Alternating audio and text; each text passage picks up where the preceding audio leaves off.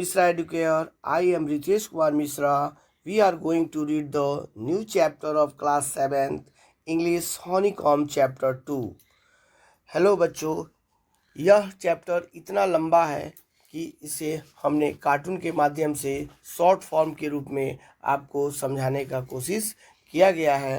और यदि यह चैप्टर आपको अच्छा लगे, वीडियो अच्छा लगे तो लाइक करें, और यदि आप नए हों तो उसे सब्सक्राइब करें। थैंक्स।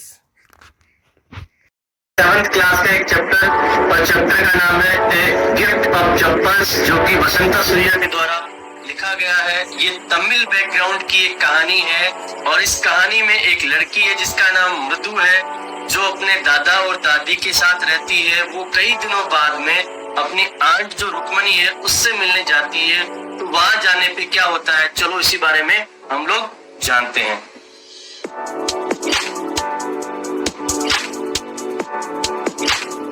जैसे ही मृदु उनके यहाँ पहुंचती है तो आंटी उसका बहुत ही शानदार गर्मजोशी से स्वागत करती है, लेकिन उसको ये जो बच्चे हैं रवि और मीना है जल्दी से खींच के अंदर लेके जाना चाहते हैं। और वहाँ पे मृदु कहती है कि अरे अरे रुको, मुझे मेरी स्लीपर्स तो उतारने दो, लेकिन वो उसे जल्दी से खींच के लेके जाते हैं।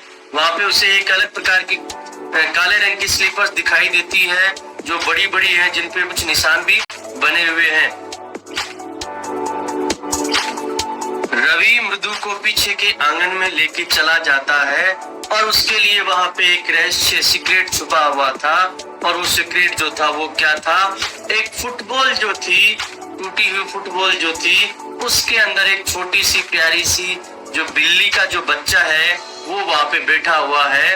और वो दोनों से बता रहे हैं कि आज सुबह ही हमें ये मिला है और ये वहाँ पे आवाज कर रहा था म्याऊ म्याऊ की, और हम इसे लेके आ गए।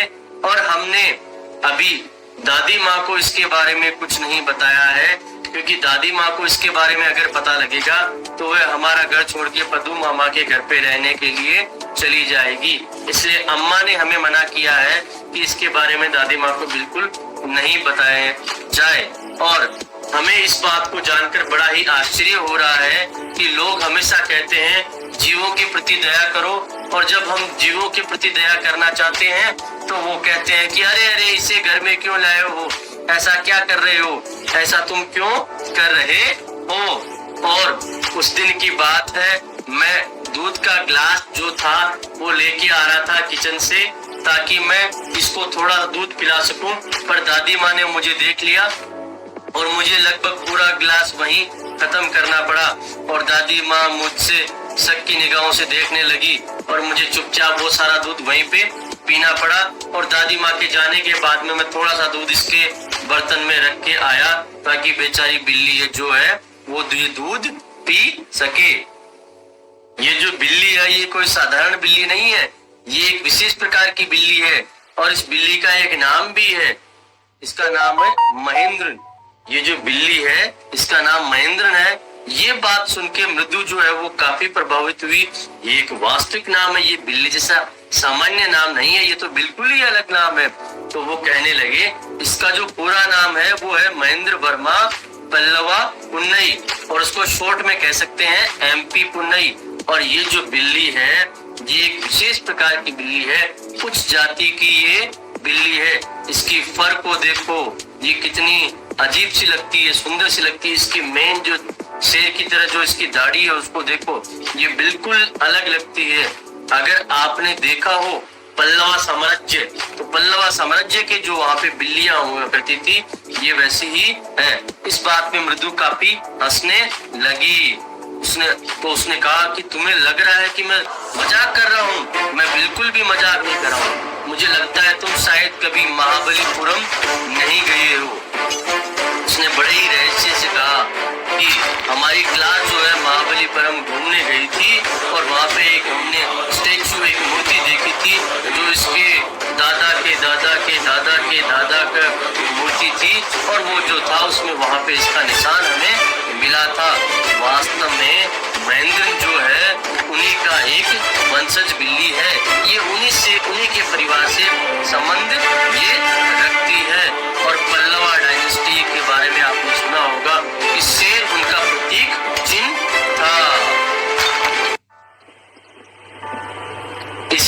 से दोनों बच्चे उसे ये सारी बातें बताने लगे कि ये जो बिल्ली है ये उन वंशजों से अपना संबंध रखती है और ये महाबलीपुरम की जो ऋषि केट है उसकी सी एक वंशज है जिसे, और अगर तुम्हें पता नहीं हो तो मैं तुम्हें बता दूं इतिहास के बारे में।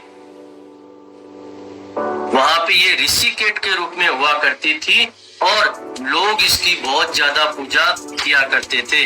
शायद तुम्हें इजिप्ट के इतिहास के बारे में बिल्कुल भी पता नहीं है।